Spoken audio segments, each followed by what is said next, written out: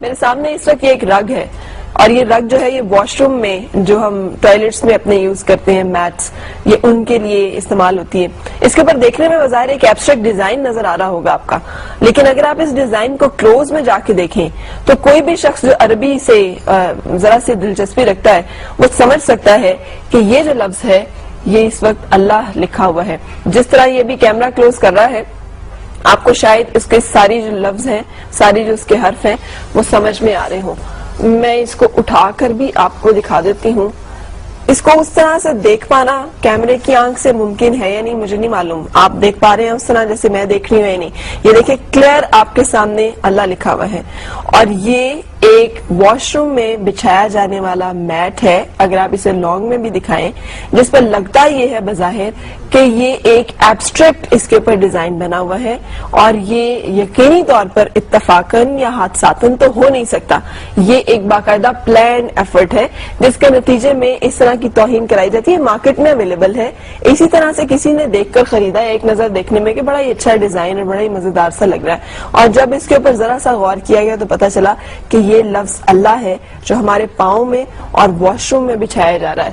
سو یہ صورتحال ہے ان تمام ایفرٹس کی اور ان تمام کاوشوں کی جو ان لوگوں اور ان مذاہب کی طرف سے آتی ہیں جنہیں ہم کہتے ہیں بڑے معتدل مزاج ہیں اور اگر کوئی تشدد پسند ہے تو وہ صرف مسلمان ہے. یہ ایک کپڑا ہے.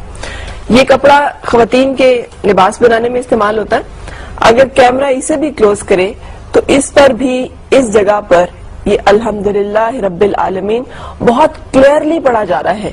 مطلب یہ سامنے نظر آ رہا ہے کہ یہ انہوں نے اس کے ساتھ جس طرح کے مغلظات اس پورے فیبرک کے اوپر پرنٹڈ ہیں اگر اس کو میں آپ کو دکھا سکوں. یہ ایک عورت اور مرد کی تصویر ساتھ ہی انہوں نے بنائی ہوئی ہے جو کہ ایک عجیب و غریب صورتحال اور نمونہ پیش کر رہی ہے. اس کے بعد اس کے بالکل نیچے یہ لفظ اللہ پرنٹ ہوا ہے. اب یہ اگر آرٹ کا اتنا ہی خوبصورت نمونہ ہے اور ان کو یہ لفظ اتنا ہی فیسینیٹ کرتا ہے تو مجھے سمجھ میں نہیں آتا کہ اس لفظ کو اپنی خانقاہوں میں اپنی درسگاہوں میں لگانے سے تو ان کو بہت اعتراض ہوتا ہے لیکن اس طرح کی جگہوں پر استعمال کرنے میں ان کو یہ پیس آف آرٹ لگتا ہے. یہ ہرگز ایسے نہیں ہے. اس لیے کہ سب کچھ پلانڈ ایفرٹس ہیں. یہ وہ سازشیں ہیں، یہ ان کی نفرت کا، یہ ان کے ان گھناؤنی عزائم کا، یہ ان سازشوں کا مظہر ہے جو مسلمانوں اور عالم اسلام کے خلاف کی جا رہی ہیں اور مسلسل کی جا رہی ہیں. سو ہمیں اب جبکہ ہم ساری چیزیں امپورٹڈ استعمال کر رہے ہوتے ہیں مارکیٹ میں جائیں تو یہ فیبرک بہت سستا سا مل رہا ہوگا. اب پتہ نہیں اویلیبل ہے یا نہیں ہے لیکن مجھے یہ مل پایا. اور اس طرح کی اور بہت ساری جگہیں اور بہت سارا جگہوں پہ ایسا ہو رہا ہوگا جو میرے پاس ابھی نہیں ہے.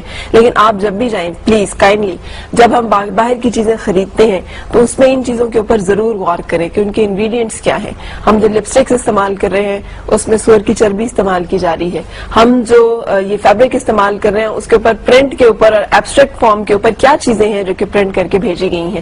جو بھی اس طرح کی چیزیں ہم خرید رہے ہیں وہ کیا ہیں کیونکہ یہ سب سازشیں جو ہیں یہ یقینی طور پر پوائنٹ آؤٹ کرتی ہیں ایک اور بڑی سازش کی طرف اور وہ ہے مسلمانوں میں نا اتفاقی اور ایک ایسی نفرت کی فضا پیدا کی جائے جہاں پر ہمیں ہی ہٹ کیا جا رہا ہے دہشت گرد کہہ کے حالانکہ ہم ہی سب سے زیادہ مظلوم ہیں اس وقت پوری دنیا میں. اینی وے یہ ایک اور صورتحال اس وقت میرے پاس ایک بلڈنگ کی صورت میں ہے جسے مینہٹن میں تعمیر کیا گیا ہے اور اس کو ایپل مکہ کا نام دیا گیا ہے. اور ذرا امیجن کریں کہ یہ ایک بلڈنگ ہے شراب خانے کی عمارت بنانے کے لیے ان کو کعبے سے زیادہ معتبر اور کعبے سے زیادہ خوبصورت ڈیزائن اور کوئی نظر ہی نہیں آیا.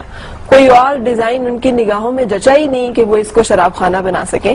سو یہ ایک بلڈنگ جو تعمیر کی گئی ہے جہاں 24 گھنٹے شراب فروخت کی جا رہی ہے کی جائے گی اور جو کہبہ خانہ ہوگا یہ اس بالکل ایگزیکٹلی اس پیٹرن پر ہے جو کہ مسلمانوں کی مقدس ترین اور محترم ترین اور مکرم ترین عمارت ہے جسے ہم کعبہ کے نام سے جانتے ہیں، جسے ہم اللہ کا گھر جانتے ہیں.